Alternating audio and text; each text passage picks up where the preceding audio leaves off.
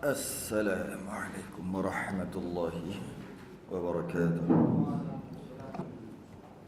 Innal hamdalillah nahmaduhu wa nasta'inuhu wa nastahdihi wa nastaghfiruhu wa na'udzu billahi min shururi anfusina wa min sayyiati a'malina. Man yahdihillahu fala mudilla lahu wa man yudlil fala hadiya lahu.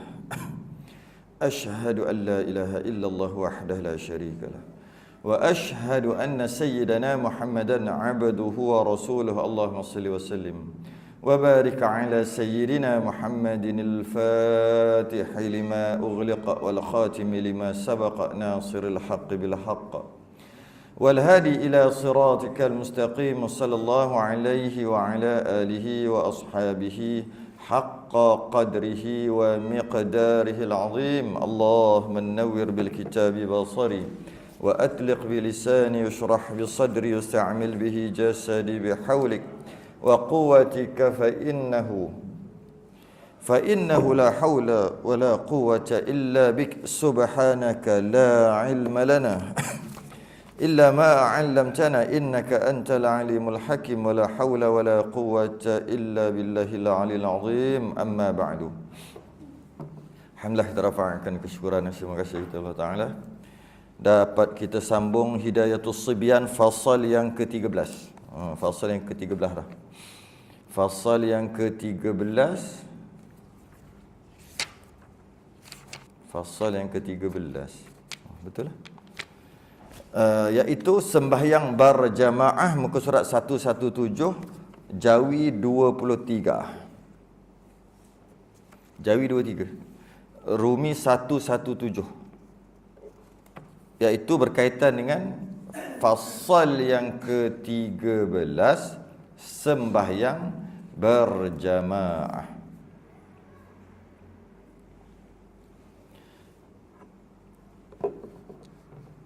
Qala al-musannif rahimahullahu ta'ala wa nafa'ana wa iyyakum bi'ulumihi fid darain.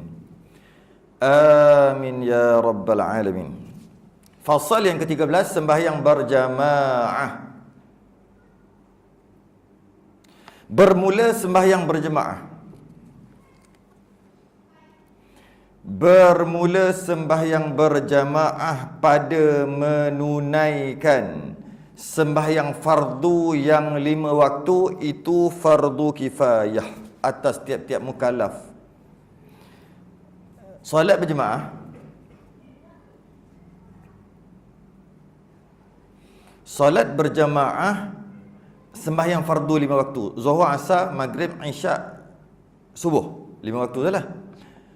Hukum dia fardu kifayah. Fardu kifayah dengan maksud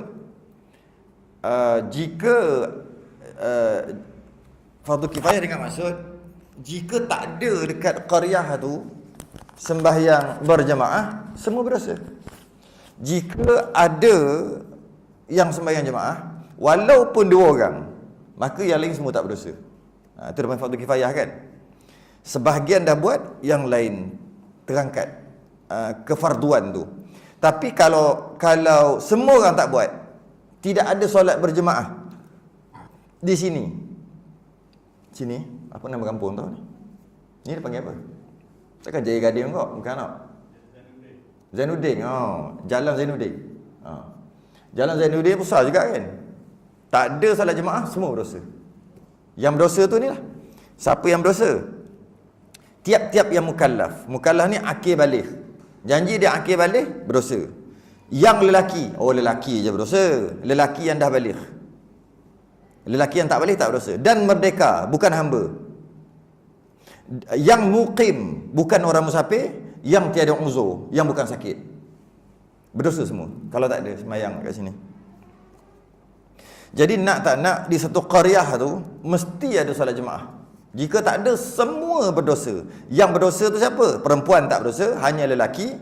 Lelaki yang ada akal, lelaki yang dah baligh, lelaki yang bukan hamba, dia merdeka, lelaki yang duduk di tempat itu bermukim, bukan di musafir singgah. Bukan di musafir singgah rumah saudara dia mari sini. Tiba-tiba waktu maghrib dia sembahyang kat rumah. Dia tak sembahyang di sini. Di sini pula tak ada sembahyang maghrib berjemaah. Maka dengan dia berdosa. Tak, dia singgah rumah saudara dia je. Yang berdosa ni siapa? Yang berdosa ni yang mukim lah. Yang bermukim, dia panggil, yang bermukim. Berdosa lah dia. Tapi kalau cukup sekadar 2 orang aja yang solat berjemaah di kawasan itu, 2 je, maka yang lain semua terangkat dosa.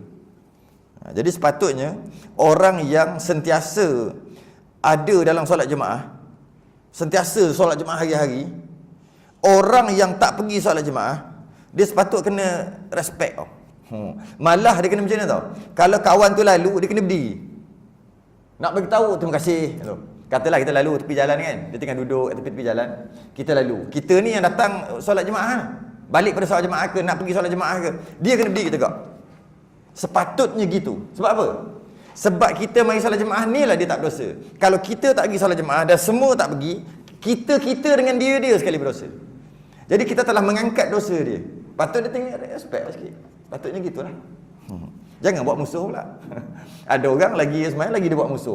Pelik. Orang tu dah tolong angkat fardu kifayah. Patutnya dia berdosa. Oleh kerana kawan ni pergi solat jemaah, dia tak berdosa dah. Tapi dia buat musuh. Ada juga gitu. Pelik-pelik. Patut tak boleh lah. Patutnya kena respect sikit. Kalau nampak haji tu yang selalu datang solat jemaah tu, tengah makan kat kedai, kena bayar. Aku tak pergi. Sebab dia aku tak berdosa.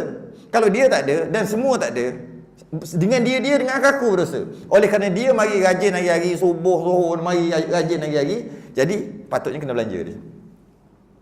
Sepatutnya sebagai tanda terima kasih. Dosa ni kalau tak tu berdosa. Kalau tak ada solat berjemaah di tempat itu. Okay. Kecuali uzur, dia sakit. Sakit tak berdosa lah. Dia uzur kan. Tiada uzur baru berdosa. Kalau uzur tidak berdosa. Ya? Maka wajib diperbuat akan dia pada tiap-tiap kampung. Kampung ni dia lebih pada qaryah lah. Dia bukan mesti kampung. Bahasa dulu dia panggil kampung lah. Sekarang ni lebih pada qaryah. Kadang-kadang satu kampung tu satu qaryah tu beberapa kampung. Kalau dulu sebut kampung tu besar dah lah. Kalau dulu. Sekarang ni kalau sebut kampung, kadang-kadang kampung tu kecil lah. Kadang-kadang. Okey? Wajib diperbuat akan dia pada tiap-tiap kampung. Maka jika kampung kecil, maka memada diperbuat akan dia dengan satu tempat juga. Kalau kampung tu kecil macam ni, taklah besar sangat, tapi boleh tahan juga. Beratus orang ada. Orang, rumah pun beratus kan? Ada tak jalan ni beratus? Rumah beratus, orang mestilah beratus-ratus lagi. Takkan satu rumah duduk seorang. Jadi bila sekadar kawasan ni dia dikira kecil tu. Okey? Bila kecil memadai dengan satu tempat semayang. Satu tempat semayang untuk buat solat berjemaah. Kalau tempat tu kecil. Dan jika kampung itu besar, maka wajib diperbuat akan dia beberapa tempat yang zahir dengan dia syiar Islam. Kalau tempat tu besar, dia tak cukup satu. Dia kena banyak. Walaupun kita nak pergi sembahyang Jumaat ke satu tempat, masjid besar, tapi yang surau-surau kecil ni mesti ada juga. Sebab terlalu jauh. Ada setengah tempat ada 40 orang je kampung tu. Kena buat dah kat situ. Buat apa? Buat solat jemaah. Kalau tidak berdosa tu. Supaya kalau tempat tu besar, kalau ada solat Jumaat satu yang besar, lepas tu kena ada kecil-kecil. Kalau tidak berdosa. Kenapa dia kata gitu? Kerana zahir dengan dia syiar Islam. Zahir dengan dia syiar Islam. Supaya terzahir syiar Islam. Pernah satu ketika seorang sahabat Nabi dulu sebelum dia masuk Islam, dia ni memang handalang lah. Dia kita tak nak sebutlah kerja jahat dia sebab sebelum tu masa zaman jahiliah. Tapi memang handalan lah. Dia banyaklah buat musuh dengan orang. Kemudian Nabi diutuskan dia masuk Islam. Bila dia masuk Islam,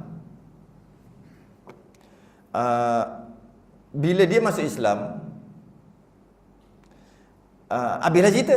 Perkara lama lupakanlah. Ada pada satu ketika tu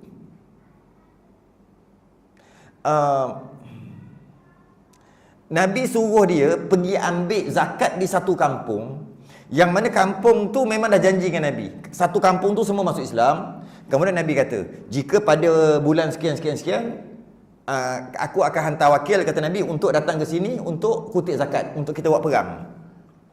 Tapi sekarang tak apa, masuk Islam dulu, nanti saya akan hantar. Dia sebutlah bulan sekian, akan hantar wakil untuk ambil zakat. Jadi kumpullah pakat-pakat kumpul zakat. Maka Nabi pun balik. Seperti yang dijanjikan pada bulan tu, Nabi pun arahkan seorang untuk pergi ambil zakat sebab kita nak pergi perang ni. Nak pakai banyak peralatan ni. Ambil zakat. Dia lantik yang pergi ambil zakat ni sahabat yang dulu buat hal. Dan antara tempat yang dia buat hal kat kampung tu. Allah, patut dia katalah, pilih orang lain lah, takut-takut kan. Mesti orang kenal dia. Dia pernah buat hal di kampung tu. Dia pergi tu dalam keadaan apa tau? Dia pergi dalam keadaan berdebar-debar lah. Buatnya kalau dia ingat aku tak masuk Islam lagi, dia katok aku, apa dulu aku yang buat hal kat sini. Adalah yang dia buat salahnya, tak disebut lah apa salah. Dia pergi jalan. Lepas tu ada satu kuda keluar daripada kampung tu. Dia dapat tengah jalan. Dia kata, kau nak pergi mana ni? Aku wakil Nabi. Oh, wakil Nabi. Oh iyalah, Nabi ada pesan, nanti wakil dia akan datang untuk ambil zakat. Okey. Dia kawan ni naik unta. Kawan yang keluar daripada kampung tu naik kuda, dia naik unta. Jadi kawan ini patah balik. Dia kata, sudah pasal patah balik. Pergi kampung tu balik, ya kawan. Rupa-rupanya dia seronok. Kita lama dah ni nak tunggu wakil Nabi datang nak sumbang zakat. Dah lama dah. Tiba-tiba dah sampai. Jadi kalaulah wakil Nabi ni sampai, baru nak bagi tahu, baru nak panggil orang, silap-silap kalau wakil Nabi ni sibuk ke apa ke, lepas dia ambil dia balik, ada orang yang akan terlupa, nanti ada orang yang tak sempat nak bagi. Jadi sebelum dia sampai, baik kita bagi tahu awal-awal dulu, kita viralkan awal-awal dulu, sambut wakil Nabi. Bila wakil Nabi sampai terus bagi, kan bagus. Tu dia patah balik tu. Dia patah balik. Si kawan ni sudah faham pula. Jadi pada waktu dia pun berjerit lah, oh wakil Nabi dah datang, apa yang kita kumpul lagi tu semua bawa keluar, kita akan bagi zakat, sebab mungkin ada peperangan akan berlaku ni, Nabi nak pakai dan dana, nak perlu dana. Lepas tu dengar Nabi, dia pun masuk Islam, dengar Nabi, wakil Nabi nak sumbang lagi tu, zakat pula tu. Diorang ni yang tengah mencangkul, bawa dengan cangkul-cangkul, yang tengah tebang pokok, bawa dengan parang-parang, yang tengah berlatih memanah, bawa dengan panah-panah. Gitulah. Yang tengah masak, bawa dengan pisau-pisau. Gitulah kita kata. Semangat nak tunggu dekat pintu gerbang, supaya bila wakil sampai nanti macam nak sambut. Nak sambut wakil. Okey. Kemudian dia pun sampai. Dia tengok Allah. Ada pegang cangkul, ada pegang pisau, ada pegang parang. Dia fikir apa? Habislah aku kali ni. Dia pun patah balik. Dia pusing. Wakil Nabi dah nak sampai, pusing balik. Dia ngadu kat Nabi. Dia kata apa? Kampung tu semua dah nak lawan Islam, murtad dah kot. Aku datang, dia bukan nak bagi zakat, dia siap nak bunuh aku. Wah. Padahal dia tak pergi lagi, dia patah balik. Dia tengok pakat-pakat pegang cangkul, pegang pisau. Ini dia tunggu aku nak tutup aku ni. Kemudian bila dia pusing, Nabi pun hantar Khalid Al-Walid, panglima perang lah, kena serang lah. Tapi Nabi pesan, sebelum apa-apa, siasat dulu, tabayyun dulu, jangan main serang aja. Yang datang ni pun lain macam, dia nampak cara dia lari tu, ada benda, ada udang sebalik batu ke apa. Maka Khalid Walid berhenti kat tepi, hantar spy masuk. Dia nak cerita apa ni? Spy masuk-masuk, spy tu dengar apa pertama sekali? Azan. Dan orang datang untuk solat berjemaah. Maka spy ni keluar balik, tak ada. Kita tak boleh serang. Sebab Nabi larang, jika ada syiar di kampung itu, tak boleh serang. Maka Khalid Al-Walid pun datang masuk, bukan sebagai tentera dah lah, sebagai orang tetamu biasa, tanya apa cerita. Aku tak tahulah, kami dah kumpul punyalah banyak emas, ada macam-macam kami nak bagi. Tiba-tiba wakil Nabi tu pergi patah balik. Tak tahu kenapa, sakit perut ke apa. Tak tahulah apa benda dia patah balik. Lah, rupanya salah faham. Maka daripada kisah tu, itu turun ayat yang fatabayyanu. Turun ayat Quran bila datang seorang yang fasik membawa berita, kan? Jadi maknanya macam mana kampung itu tak kena serang. Sepatutnya kena serang lah tu. Dengan salah faham tadi. Sebab ada syiar. Tu syiar. Apakah dia syiar? Antara syiar azan, antara syiarnya adalah orang datang untuk solat berjemaah ramai-ramai. Jadi dia sebut di sini, kalau tempat tu besar, wajib, kalau tak buat berdosa tu, wajib diperbuatkan solat jemaah akan dia beberapa tempat yang zahir dengan dia syiar Islam. Supaya terzahir syiar. Apa maksud syiar? Ada tempat, ada azan, ada orang datang untuk sembahyang. Tu syiar tu. Kalau tidak berdosa. Kalau kita ingat masa mula-mula nak buka mana-mana tempat lah, ayah-ayah kita, tok-tok kita dulu, masa nak buka mana-mana kawasan tu, tak kisahlah Felda ke apa ke, dia nak buka kawasan tu, first kali dia akan buat surah lah, kita kata balasah. Mesti punya. Buat dah rumah dah ada berapa biji, balasah dulu. Dia takkan biar. Sebab apa? Fardu kifayah. Dia buat itu. Dan tempat balasah tu tempat berkumpul. Masa tu berapa orang baru duduk? Mungkin 10 orang. Siapa pula belah sana ada orang lah, makin ramai. Tapi tempat dia mesti jumpa semua dekat surau tu lah. Mesti punya. Orang dulu. Kita pun sama juga. Bila kita buat perumahan, mesti ada kawasan yang dikhaskan untuk rumah ibadah. Masalahnya dia tak cakap surau masjid, dia kata rumah ibadah. Kalau kat situ ramai India ke, mungkin dia akan buat kuil. Dia gitu lah. Memang kalau ada perumahan, dia akan ada satu tempat rumah ibadah. Memang dia khas. Tiba-tiba ramai orang Cina beli kat situ. Jadi apa dia panggil? Tokong. Kalau orang Islam, kan biasa orang Islam banyak beli situ. Jadi surau, jadi masjid. Cuma kadang-kadang tapak tu ada. 20 tahun duduk, tak naik-naik tapak. Ada tu biasa. Tak ada dana. Itu kena cari sendiri. Buat sikit-sikit. Itu. Jadi, apakah maksud zahir dengan dia syiar Islam? Apa maksud dia? Tengok ni. Dan lagi disyarat diperbuat akan dia pada tempat yang diketahui dengan dia segala orang mukmin dan segala orang mukim. Bukan mukmin tu, orang mukim. Apabila ada tempat tu, apa maksud ada satu tempat? Satu tempat tu mesti ada untuk semua solat berjemaah. Okey. Dan orang kampung tu, dia tahu. Kalau dia tengok aja, tempat solat jemaah ni. Kalau kita balasah ni, kalau kita surau ni, kita kena kata gitu. Contoh orang sini, kalau dia tengok ni, tahu tak surau? Dia tengok kat mana? Speaker, menara, semua tu wajib ada tu. Apa lagi?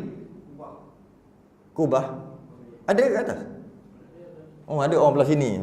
Gitulah. Dia tengok, lepas tu ada dinding lubang-lubang. Rumah tak ada dinding macam tu. Itu ada panggil kesenian. Itu mesti. Dia tengok pula, semua orang boleh masuk. Maknanya bukan tertutup, ada mangga tutup. Kalau tunggu tok siap datang baru buka, yang tu tak lepas fardu kifayah. Walaupun tempat semayang, tak lepas fardu kifayah.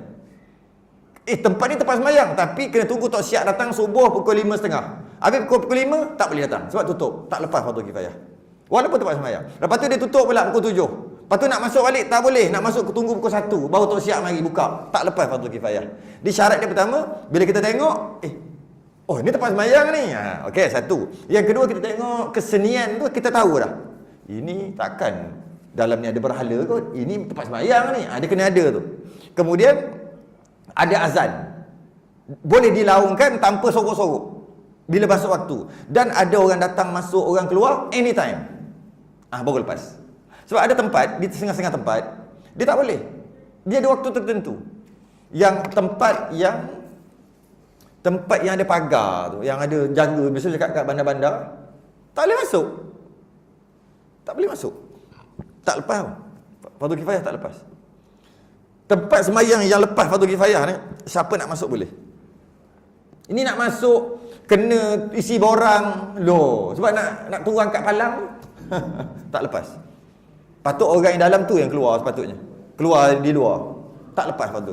Ataupun ada tempat, dia buat dalam hotel. Ini kat Ampang. Ada satu hotel besar. Dalam tu dia buat surau. Dalam kawasan hotel tu. Nak pergi ke surau tu kadang boleh Jumaat.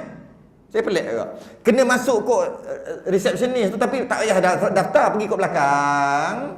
Pergi belah sana. Tak lepas. Tak lepas fardu kifayah. Sebab apa? Agak-agak semua orang berani nak masuk. Kita yang selalu masuk hotel mungkin berani. Orang tengok, apa benda? Takut aku nak masuk. tak gitu begini, maka tak lepas fardu kifayah walaupun ada solat jemaah di belakang. Tak lepas. Dia satu tempat untuk sembahyang, siapa-siapa nak masuk boleh, tak ada kunci, tak ada orang nak marah, dan dia terbuka, azan dia boleh secara terbuka, tak payah sorok-sorok, orang nak keluar masuk boleh, tak perlu nak cari orang, nak cari kunci apa, tak boleh, baru lepas fardu kifayah. Itu kalau orang mukim. Kalau orang musafir pula, tengok ni, dan orang yang musafir yang lalu pada kampung itu dengan sekira-kira tiada malu seorang masuk kepadanya ni. Kalau musafir datang, dia tak malu nak masuk. Malu, segan. Contoh dulu dibuka tempat baru penempatan. Bila buka penempatan baru, mestilah kena ada tapak rumah ibadah. Tapi nama je tapak, rumah ibadah tak naik lagi. Standard lah. Jadi bila dah mula yang dapat kunci ni, pakat-pakat duduk di situ, dia kata tak boleh, kita kena ada surau ni.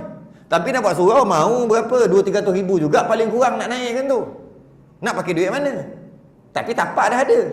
Jadi dia buat apa? Dia ingat, dia akan buat apa? Untuk jadi sembahyang. Dia akan buat rumah. Siapa yang duduk? Dia akan buat rumah tu sebagai surau sementara. Kalau tengok tak ada ubah sangat pun. Dia buat rumah. Biasa kau nolak lah. Soalannya, semua orang berani masuk? Tak berani. Ni rumah orang ke? Lepas tu tanya orang ni, orang datang, orang musafir datang. Dia bertanya, kat mana surau? Sana. Ujung corner lot. Kita pergi. Tak berani nak masuk. Tak lepas fardu kifayah. Tu dia kata sini. Tak lepas. Jika malu nak masuk pun tak lepas. Contohnya dalam masjid tu, memang ada semua orang muda. Orang tua nak masuk pun rasa macam segan, maka tak lepas. Ataupun dalam masjid tu semua orang tua, orang muda nak masuk segan pun tak lepas. Sebab tu kita bukan sekadar buat surau masjid je tau. Kita kena mesra tu. Jangan masuk kalau orang kampung ni nak masuk, dia boleh masuk. Orang kaya nak masuk pun dia boleh masuk. Dia tak ada macam tolong aku tak nak pergi lah surau tu. Macam tak sesuai. Masuk macam orang kaya je. Kita ni pakai macam ni, diorang pakai. Jadi macam tak, maka tak lepas tu. Tak lepas.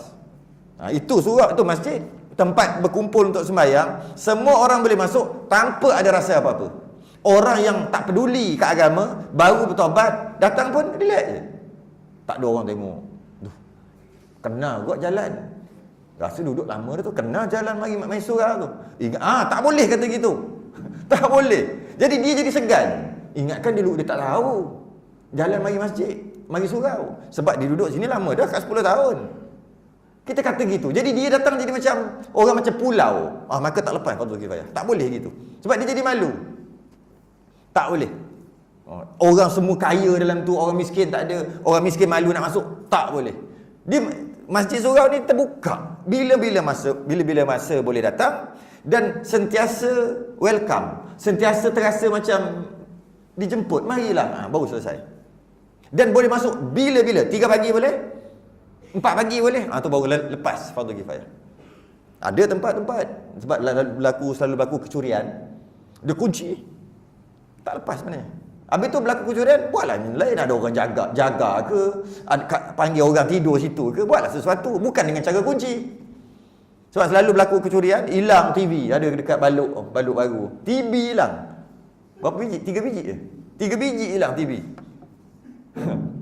Saya suruh dia pasang projektor. Sebab kuliah saya selepas Zohor, pukul 2.30 petang, dekat masjid Balok Baru tu kan. Dia Balok Pine, sebelah tu Balok Baru kan. Kat situ kan, dalam tu kan ada, kat perumahan tu. Saya suruh pasang projektor sebab saya nak ajar senang sikit kalau ada projektor. Okey, dia kata dia pasang. Dia duduk usaha untuk beli pasang projektor tu dekat atas tu. Dia projektor dah ada, cuma dalam dia kena gantunglah sedap sikit. Takkan kita nak ejar setiap kali nak pasang, nak ni kan. Okey. Tiba-tiba dalam proses dia nak buat tu, hilang TV. Terus tak jadi, tak mau pasang. Tak pasang. Sampai sekarang tak pasang projektor. Sebab kalau pasang, hilang je ni. 3 biji. Allah. Boleh. Berapa ratus? 40 inci je rasanya. 40 inci baru berapa kalau jual yang barang curi macam tu. Rasa nak jual 300 orang tak beli. 100 lebih kot. Dosa tu cerita kan. Tak padan dosa tu. Curi. Dia curi. Kalau yang menariknya di situ, dia tetap juga tak tutup. Okeylah. Cuma dia tak letaklah mahal-mahal dah. Ada tempat bila jadi gitu dia tutup. Kunci. Tak boleh. Sepatutnya cari kaedah lain, mungkin upah orang jaga ataupun buka, tak kisahlah, buatlah macam mana pun. Mana tahu. Yang penting orang selalu ada, tak adalah orang mencuri. Buatlah macam mana pun. Kadang-kadang bila kita tutup, itu yang senang curi. Cuba terbuka gitu. Biar terbuka kan. Tapi takut kucing pula masuk berok. Tu pula. Kalau biar terbuka, orang tak berani curi. Katalah masjid kan, lepas habis subuh tak payah tutup, terbuka gitu kan. Orang berani nak curi? Tak berani. Ini lepas habis main tutup. Itu ya. Dah tak ada orang jaga pula tu. Sedap lah mencuri ni. Dulu curi tabung, sekarang dengan TV dia curi. Naya masjid tu. Jadi mesti ada syiar, iaitu maksud syiar adalah siapa-siapa nak masuk tak malu, tak rasa macam tidak dijemput, rasa macam tak ada rasa gitu, maka baru lepas fardu kifayah. Dan hasil berjemaah itu dengan 2 orang minimum untuk terangkat fardu kifayah ataupun untuk jadi solat jemaah. 2 orang cukup. Tok imam, tok bilal cukup lah, paling kurang. Tok imam, tok bilal. Sebab tu 2 ni sepatutnya kena ada gaji. Bukan masalah gaji ikhlas, bukan masalah tu. Bila ada gaji, dia ada komitmen. Bila ada komitmen, dia sentiasa ada. Kenapa dia perlu komitmen? Sebab kalau dia 2 orang ni tak ada, dan semua orang tak buat solat jemaah, berdosa semua. Kalau tak dapat daripada kerajaan sekalipun, kena collect sepatutnya. Supaya ada kekuatan sikit tu. Nak bangun tu kira semangatlah sikit. Kalau hujan-hujan tu, redah naik motor. Cuba kalau tak payah, hujan lebat sikit, main rumah Cuba kalau berapa agak-agak? 500. Tak lagi 700. Agak-agak lagi sebulan. Kalau hujan-hujan agak redah, okeylah. Itulah kena kumpul lah. Sebab kalau tak ada gitu berdosa. Katakanlah maghrib tak ada semayang pada hari tu kerana hujan lebat sangat, dan buat tu kan ikhlas. Pakai ikhlas. Okey? Kalau tak ada macam mana maghrib di situ? Berdosa semua. Dia sama macam mandi jenazah. Mandi jenazah ni kalau boleh upah. Sama ada upah lah. Tak kira lah murah sekalipun. Supaya, sebab tu fardu kifayah juga. Bukan nak duit sangat. Orang yang mandi jenazah tu tak lapar, berapa ringgit je. RM100 bagi 2 orang, kadang-kadang bagi 3. Pergi kedai makan habis je duit. Bukan nak duit tu, biar ada komitmen tu. Ada kematian lah, tak ada orang pun nak buat. Macam mana? Dia tu di rumah anak dia Kuala Lumpur. Dia ni keluar pergi bandar mana tau. Telefon tak dapat. Habis siapa nak buat? Jadi menyebabkan berapa lama jenazah tu ada. Kan fardu kifayah, sama juga. Tapi kalau ada upah, kan lain sikit. Kan lain sikit. Kita ada yang masuk dalam grup, kita ada kematian ni. Siapa boleh mandi? Aku pakai angkat tangan. Bukan nak duit tu sangat. Supaya berlangsungnya fardu kifayah tadi secara tetap berterusan. Benda penting macam tu. Imam dengan bilal cukup lah. 2 orang lah. Yang lain-lain tu tambah, kalau nak tambah siap satu lagi cukup lah. Yang lain-lain tu AJK free lah. Tak apa, dia tak ada pun tak apa. Gitu sepatutnya. Sebab tu lah imam dengan bilal ni siap pun penting juga sebenarnya. Kalau tidak, kalau kotor ke apa ke, siap ni ikhlas lah, lillahi ta'ala. Kadang-kadang dia sakit pinggang, agak dia vacuum lah. Dia mak tak mak dah, duduk rumah 2 minggu sakit pinggang, slip disc. Cuba bayar Tok Siap berapa gaji dia? Adalah 1,800. Tengah-tengah slip disc tu gini mop. Bukan nak kira tu, dia sebagai menolak. Gitulah. Sebab dia fardu kifayah. Kalau dia sunat tak apa. Dia fardu kifayah. Bila fardu kifayah, kalau tak ada semua berdosa. Kita nak elakkan dosa. Okey? Allah. Lagi. Dengan 2 orang minimum. Dan banyak berjemaah. Dan banyak berjemaah itu, banyak makmum lah maksudnya, ramai orang berjemaah, bertambah kebajikan, lagi banyak, lagi bagus, maksudnya lagi besar pahala, dan afdal daripada yang sedikit. Afdal daripada yang sedikit dari sudut martabatnya. Lagi ramai sembahyang, lagi besar pahala. Kalau kita kata di sini 20 orang sembahyang, dia ada tempat lain yang kita mampu untuk pergi 100 orang. Yang 100 orang tu lebih besar pahala sembahyang jemaah. 27 juga ada sebut sini, kita baca bawah. Kerana sembahyang berjemaah itu lebih atas orang sembahyang, lebih afdal, lebih pahala atas orang yang sembahyang seorang diri dengan 27 darjat. Seperti yang tersebut pada hadis yang meriwayatkan dia oleh Syaikhan Bukhari Muslim. Jadi sembahyang seorang berbanding sembahyang berjemaah minimum 2 orang, pahalanya 1 sembahyang seorang, munfarid dipanggil. Kalau berjemaah minimum 2 orang, jadi 27. Okey. Habis kalau 3 orang jadi 27 juga. 4 orang pun 27, janji berjemaah 27. Jadi apa beza 10 orang jemaah dengan 100 orang tempat lain? Apa beza? Ada beza. Beza dia macam mana? Ada beberapa pendapat ulama tentang beza lah pahalanya. Iaitu ada yang mengatakan kalau katalah ramai 27 tu digandakan. Berapa ramai yang ada? Lagi ramai lagi besar. Sebab tu sembahyang dekat Masjidil Haram besar pahala. 100,000 macam sembahyang dekat masjid lain. Dekat Masjidil Haram. Kalau dekat Masjid Nabawi 1,000. Kali ganda berbanding masjid lain. Kalau Masjidil Aqsa ganda 500. Dan masjid-masjid lain biasa je. Kenapa banyak? Kerana ramainya orang. Ada kata gitu? Ada. Lagi ramai 27 tu kali. Kali berapa banyak? Ada yang kata pendapat kedua, yang kita dapat 27 tu bukan 27 penuh. Bila kita solat jemaah, kita terpaksa buat beberapa perkara dalam solat jemaah menyebabkan pahala kita jadi sampai 27.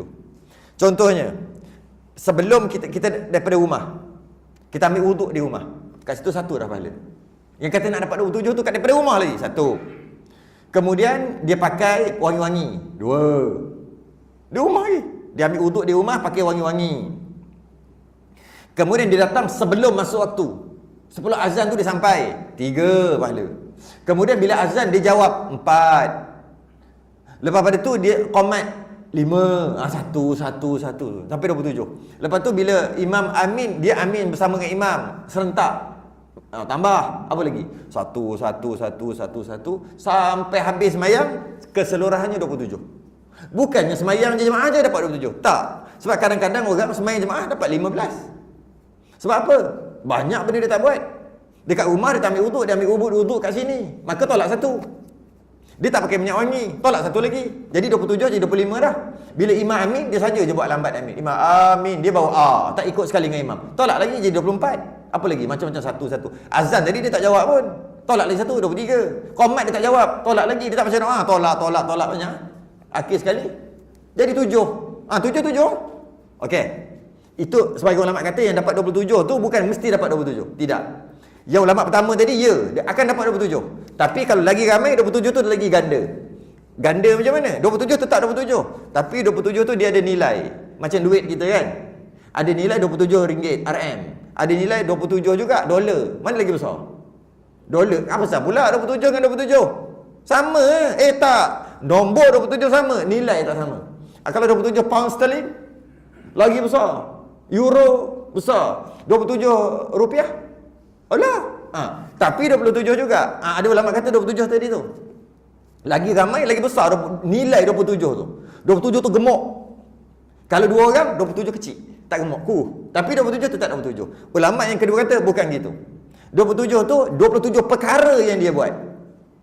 Ketika nak sembahyang jemaah, 27 perkara yang berkaitan dengan imam dan makmum. Bila dia buat 27 perkara, dia tak boleh buat kalau dia sembahyang seorang.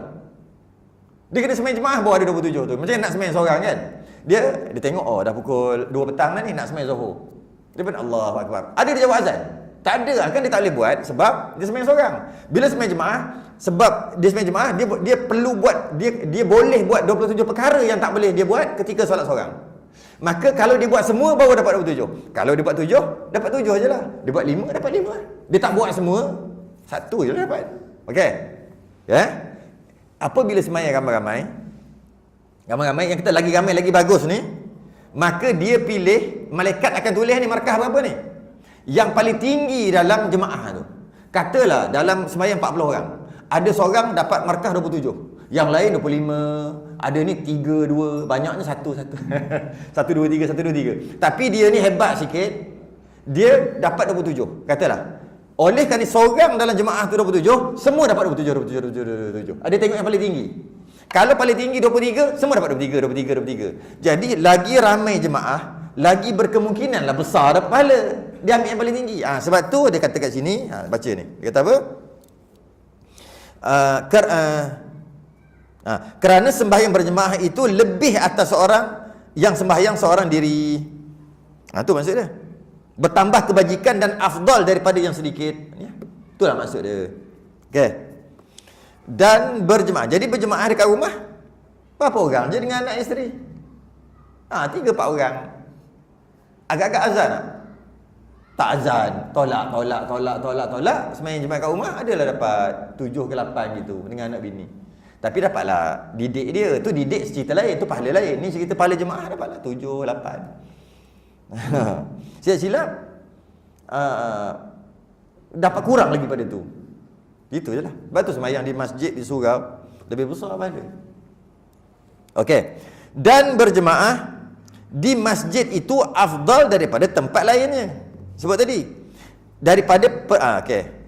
Bagi lelaki, pergilah keluar untuk solat jemaah. Bagi lelaki. Okay. Dia kata kat sini, okay, berjemaah di masjid itu afdal daripada tempat lainnya. Bagi yang lain daripada perempuan. Selain perempuan. Selain perempuan, maknanya apa? Lelaki lah.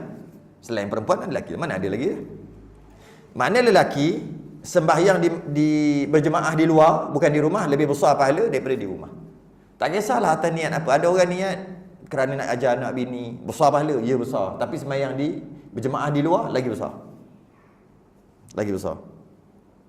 Kadang-kadang ada orang gitu, kenapa lama tak nampak? Allah saja sembahyang di rumah, boleh sembahyang anak bini. Dia ingat besar pahala. Ya memang besar pun, ajar anak bini kan bagus. Tapi sembahyang di masjid surau lagi besar. Lagi besar. Okay? Tapi siapa ni? Bagi lelaki.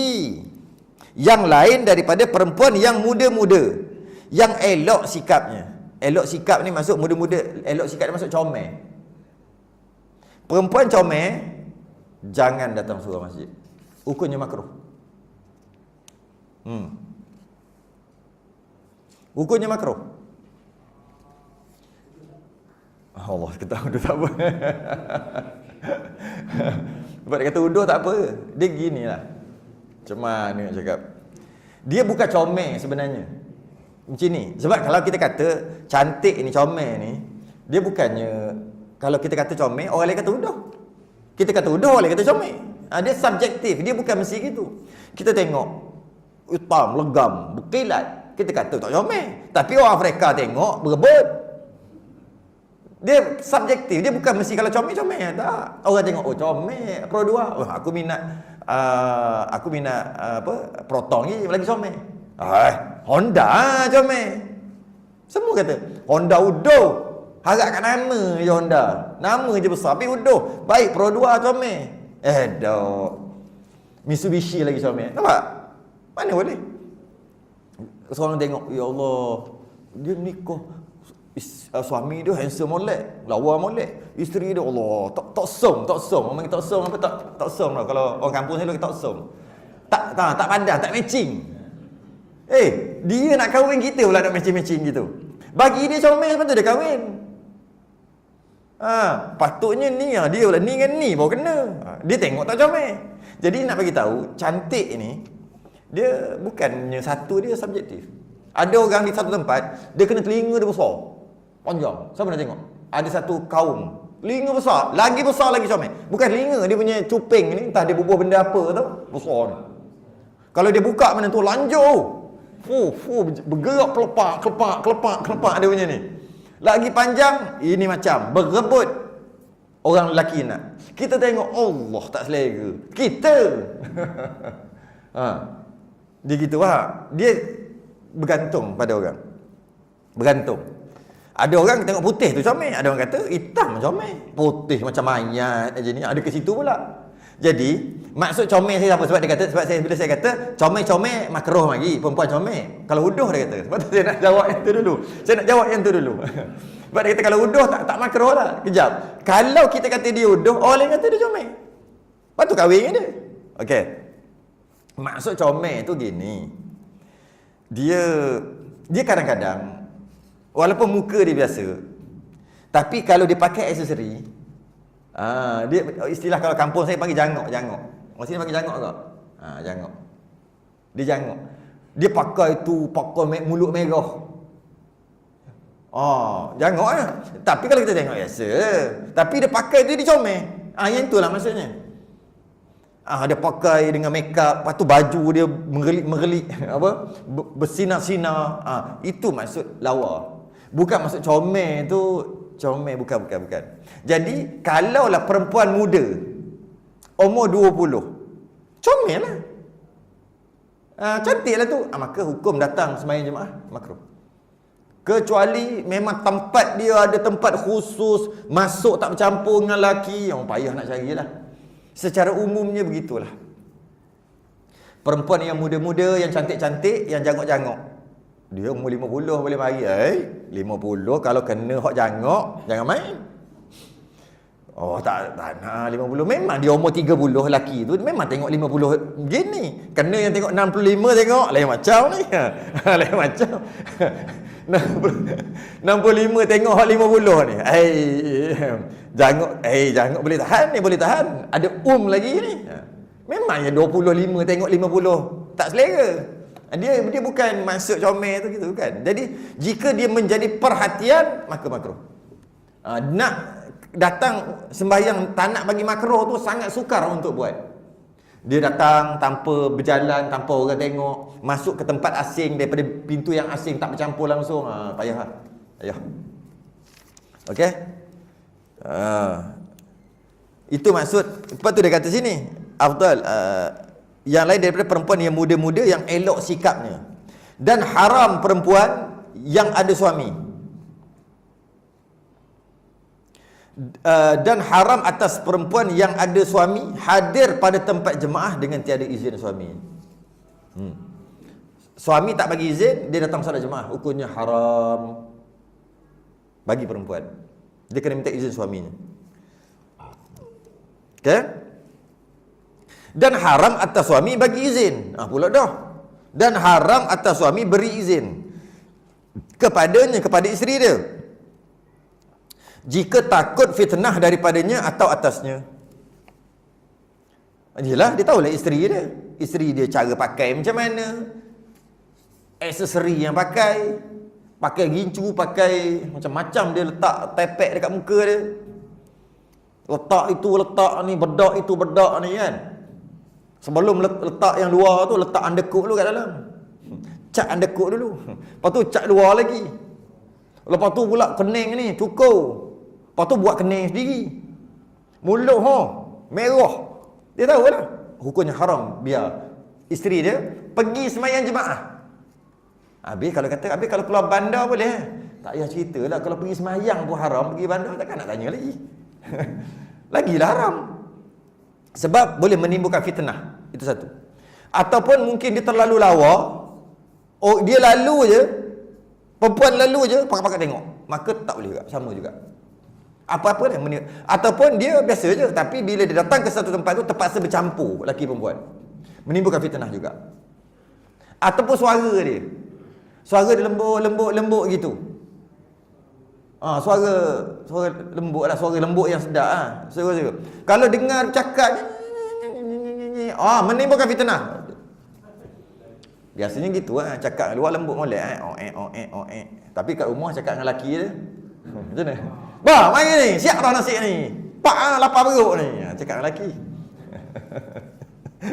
Datang abang JNT, Teng, ada barang. Ada barang. Cakap elok pula dengan abang JNT. Abang hantar barang. Dengan laki dia juga itu je. Tu, air atas meja tu. Sejuk dah tu. Minum panas-panas. Dia juga itu. Standard lah perempuan. Marah perempuan. Ujung perempuan tak ada. Okey. Ha? Oh, sungguh. Betul. Sebab tu tak ada kat sini. Kat sini perempuan comel belaka. Jaya Gading ni masuk ni, Jalan Zainuddin ni semua comel-comel. Betul tak hari belaka? Dia tahu hukum. Okey? Okey, dah harap. Dan hasil fadilat jemaah itu dan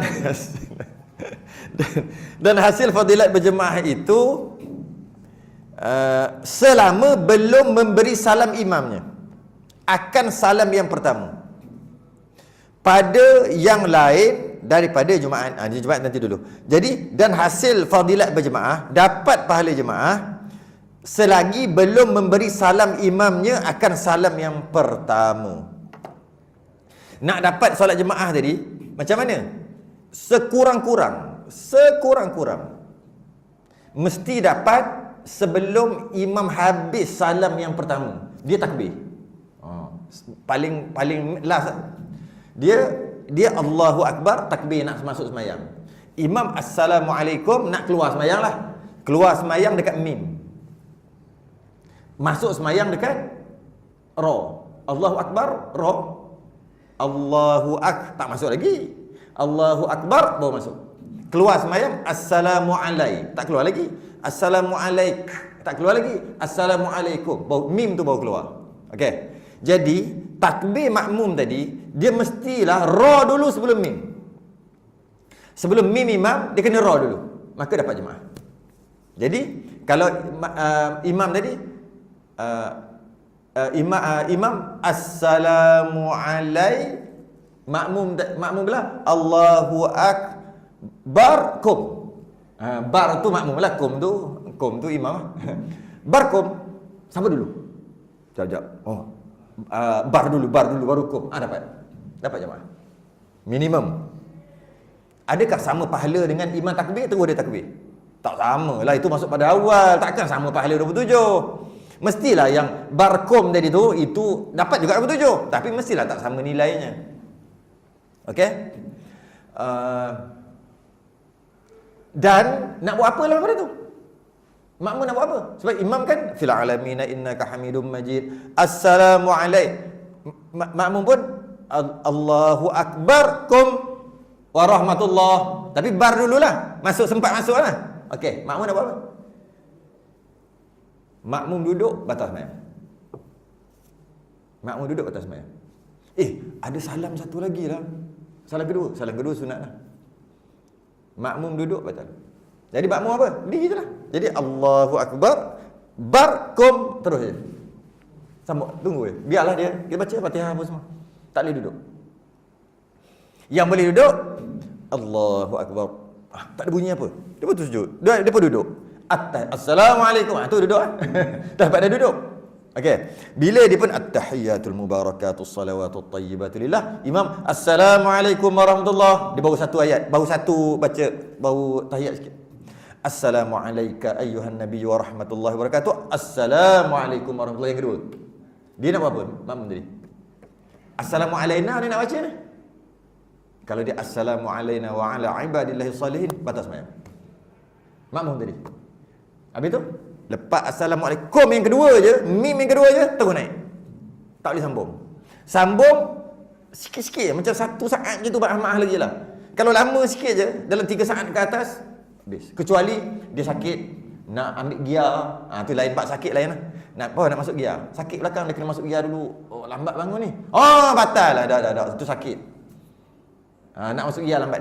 Ni secara sihatnya, apabila dia imam dah assalamualaikum warahmatullahi yang pertama, okey lagi. Dia baca lah. Assalamualaikum warahmatullahi, 2 bunyi warahmatullah je. Makmum tadi naik segera. Okey tak naik? Batal. Agak-agak lah. Saya letak lebih kurang 3 saat. Dia kena gerak. Kecuali dia sakit. Kadang-kadang sakit kan, nak gerak gitu kan, nak tarik nafas.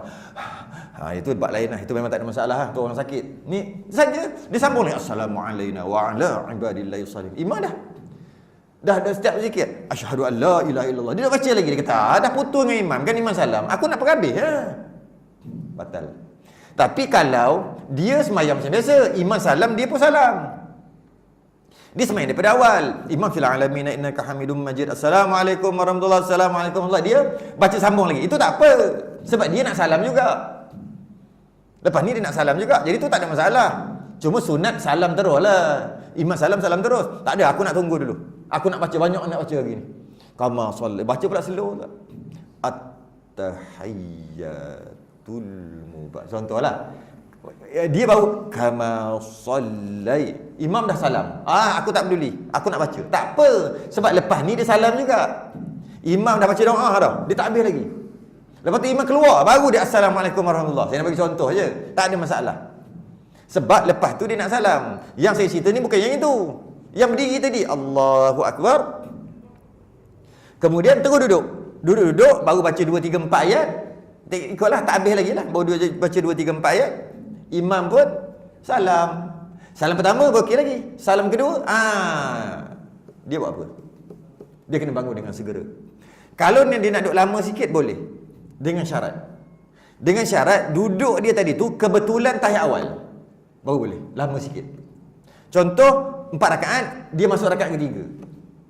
4 rakaat sembahyang, imam rakaat ketiga dia baru masuk. Ketika imam tahiyat akhir, dia baca sekali dengan imam. Bila imam salam, kan kebetulan dia tahiyat awal situ. Itu boleh lama sikit kalau nak baca, tak apa. Sebab dia kebetulan waktu tu tahiyat awal. Tapi kalau tadi dia duduk tu kenapa? Lepas Allahu Akbar, terus duduk Duduk kenapa? Sebab imam duduk. Lepas aku duduk. Kalau aku tak duduk, batal, betul kan? Okey. Lepas dah baca 2, 3, 4 ayat, imam salam. Jadi kenapa duduk lagi ni? Kenapa duduk lagi? Aku nak baca tahiyat. Kejap. Ni tempat tahiyat kan? Bukan. Imam tahiyat apa? Imam dah salam. Sebab tu kalau tahiyat awal boleh duduk lama. Sebab kenapa tak bangun-bangun lagi ni? Aku kebetulan tahiyat awal. Boleh lama. Kena ingat tu. Dia bukan masa tu aja. Dia ada lagi 2 keadaan lagi. Yang kena bangun segera. Pertama, yang tadilah takbir terus duduk. Imam habis baca, imam salam, dia kena naik segera, dia tak boleh sambung baca. Dia sambung baca panjang sikit, batal sembahyang. Yang itu keadaan pertama. Keadaan yang kedua, dia dapat katalah sembahyang 4 rakaat, dia dapat 3 rakaat. Maksudnya dia masuk rakaat kedua lah. Nanti nak tambah 1. Sama juga. Dia tahiyat tu kenapa? Sedangkan adakah situ tempat tahiyat akhir? Bukan, tahiyat awal. Bukan juga. Okey, bila imam salam, apa pasal duduk? Bangun. Nak baca sikit lagi. Tu batal. Sebab bukan tempat dia. Okey. Yang satu lagi, ketika dia dapat 1 rakaat. Nak tambah 3. Bila imam salam, dia kena naik terus. Kenapa? Kau duduk sini buat apa? Ada ke 1 rakaat terus tahiyat? Mana ada? Habis duduk buat apa? Imam baca tahiyat. Mana ada? Imam salam dah. Kenapa tak bangun? Sebab tu maka dia kena bangun segera. Sebab tu kalau 2 rakaat, dia dapat 2 rakaat, cuma nak tambah 2 lagi, dan kebetulan tempat itu tahiyat awal bagi dia, baru boleh duduk lama. Ataupun kebetulan tahiyat itu memang tahiyat akhir sama macam imam. Itu boleh duduk lama juga. Sebab lepas tu dia nak salam yang tadi tu lah. Tu sikit lah berkaitan dengan. Tapi ramai saya perhati, ramai. Biasanya yang dapat tu lah, imam tahiyat dia pun Allahu Akbar, terus duduk. At-tahiyyatul mubarakatus salawatut tayyibatu lillah. Assalamualaikum ayuhan nabi wa rahmatullahi wa barakatuh. Assalamualaikum warahmatullahi wabarakatuh. Assalamu alayna wa ala ibadillahi salihin. Dia berhenti. Imam dah salam 2 dah. Dia asyhadu an la, bagus kan? Asyhadu an la ilaha illallah wa asyhadu anna Muhammadar Rasulullah. Allahumma salli ala Muhammad. Bangun, batal sembahyang. Masa dia baca tu batal dah. Hati-hati. Alah, kalau kita fikir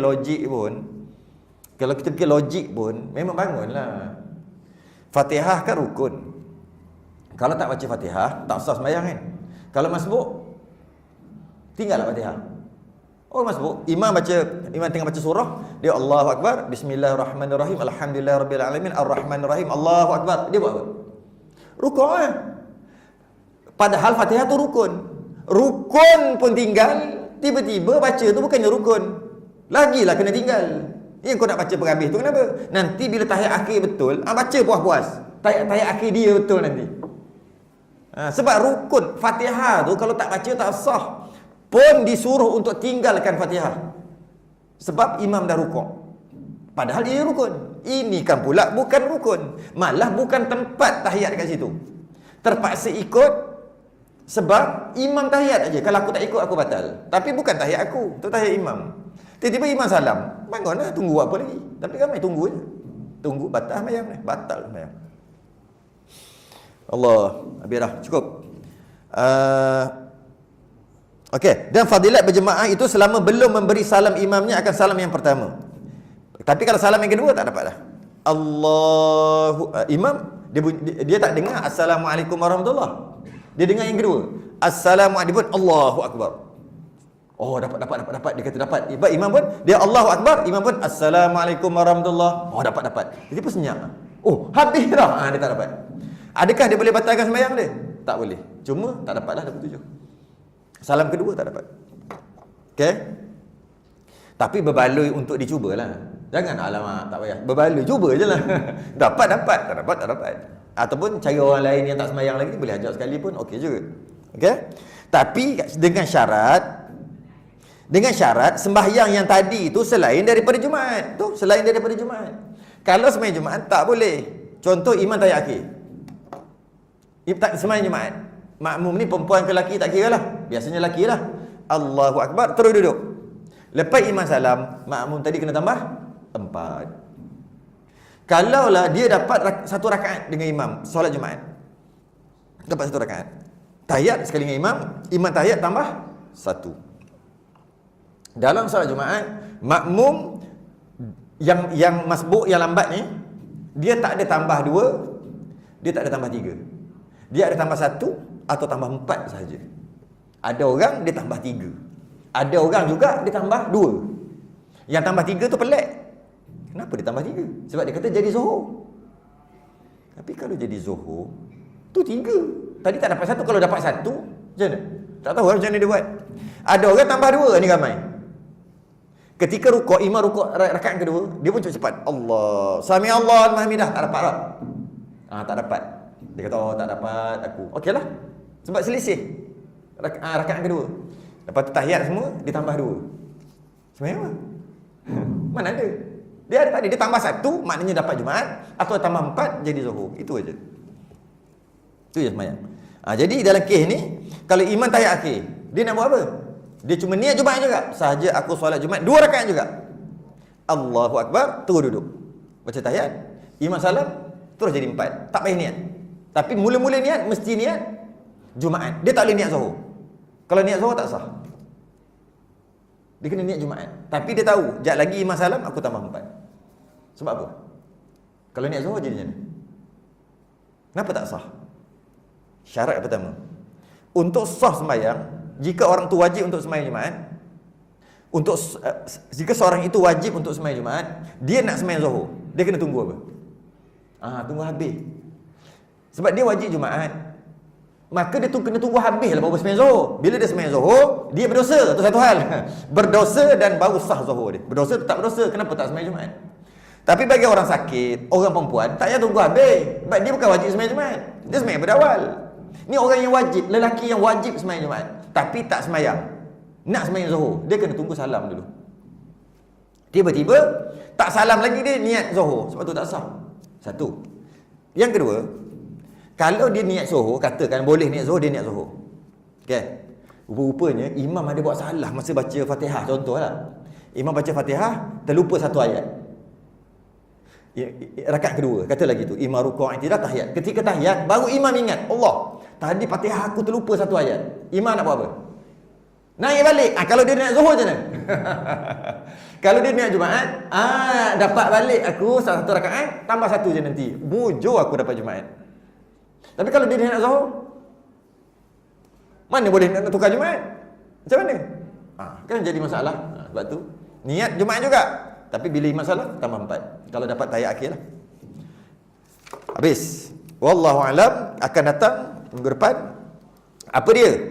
Dan bagi sah berjemaah artinya mengikut makmum itu akan 13 syarat. Ada 13 syarat. Siapa tak buat 13 syarat ni, dia jadi makmum tak sah. Syarat jadi makmum ada 13. Syarat jadi imam sama macam syarat sembahyang seorang. Sembahyang seorang berapa syarat dia rukun? 13 juga. Jadi nak jadi imam dia cuma perlu tahu 13 syarat saja. Dia nak jadi makmum dia kena tahu 13 iaitu rukun, tambah lagi 13, 26. 13 tu kita tahu dah, tambah lagi 13. Jadi nak jadi imam ke jadi makmum yang senang? Jadi imam lagi senang pada jadi makmum. Sebab nak jadi imam kena perlu tahu 13 iaitu sembahyang seorang tu. Begitulah macam mana dia jadi imam. Tapi nak jadi makmum 13 tambah 13. Jadi pakat-pakat berebutlah nak jadi imam sepatutnya. Tapi pakat-pakat nak jadi makmum. Soalannya tahu ke 13 perkara ni? Mari kita tengok minggu depan, tahu ke tak tahu. Mudah-mudahan sembahyang kita sah. Takut-takut tak sah pun selama ni. Tak cukup 13. Wallahu a'lam. Tangguh dulu. Selain tasbih kafarah dan surat Allah subhanakallahumma hamdik asyhadu an la ilaha illa anta astaghfiruka wa atubu. Bismillahirrahmanirrahim. Wal 'asri innal insana lafi khusr. Illa alladhina amanu wa 'amilus salihati wa tawassaw bis sabr. Assalamualaikum warahmatullahi wabarakatuh.